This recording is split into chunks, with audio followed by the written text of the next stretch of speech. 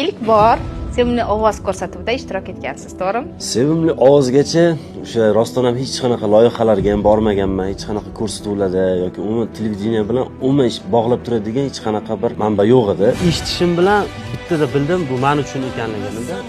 Balki shu menga imkoniyatdir. Sizlarni ko'rsatuvinglar menga xudo xolisi o'ylaymanki, o'sha xonandalikka kirib ketishimga, shunda davom etishimga imkoniyat bo'ladi degan umiddaman. Eshitib ko'rsam, birinchi boshlagan ishlarimdagi ideyalarimni uni hech kim eshitmagan, u kompyuterimda yotibdi. Hozirgacha bor, o'sha birinchi qilgan ishlarim, kulgim keladi. Allohim yaratgan eng buyuk ijod, u mening onamdir, bilib qo'y hayot. Mani onam shu san'at sohasida qiziqqan.